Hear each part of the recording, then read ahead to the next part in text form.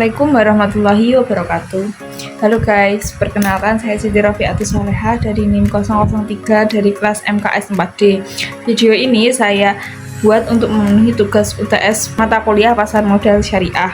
Di sini saya akan membahas materi mengenai pasar modal syariah. Yang pertama, mengenal pasar modal syariah. Pasar modal syariah yaitu tempat bertemunya investor dan emiten untuk menanamkan modal dengan tujuan memperoleh keuntungan dengan menggunakan prinsip-prinsip syariah.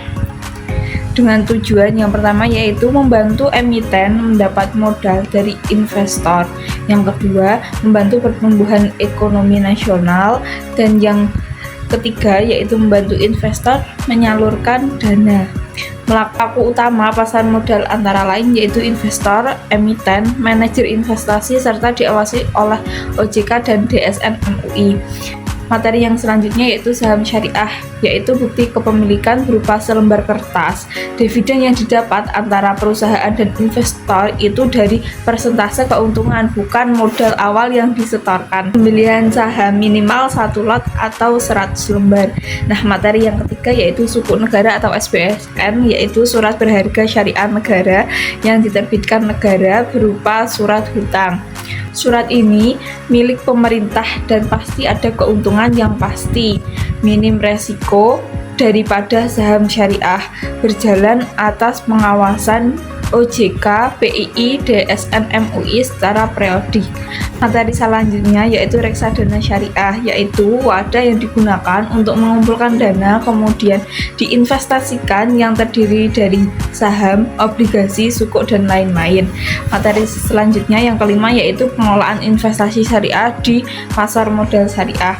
Investasi syariah dimulai dari perencanaan yang matang, manajemen portofolio, dan resiko dilakukan dengan prinsip halal. Hati-hati juga dengan investasi ilegal. Jangan tergiur dengan keuntungan cepat tanpa logika. Materi yang selanjutnya yaitu mengenai pendekatan penilaian saham dengan analisis fundamental, yaitu suatu bentuk analisis yang mengkaji aspek-aspek yang berkaitan dengan keadaan keuangan suatu perusahaan tersebut dengan rasio seperti PER, ROA, DER, dan lain-lain.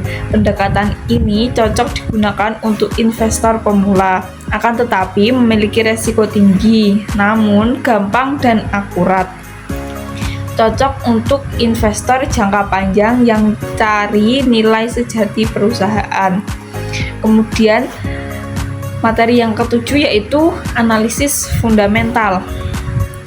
Menganalisis secara global atau keseluruhan, mulai dari melihat histori harga saham dari waktu ke waktu dan lain-lain.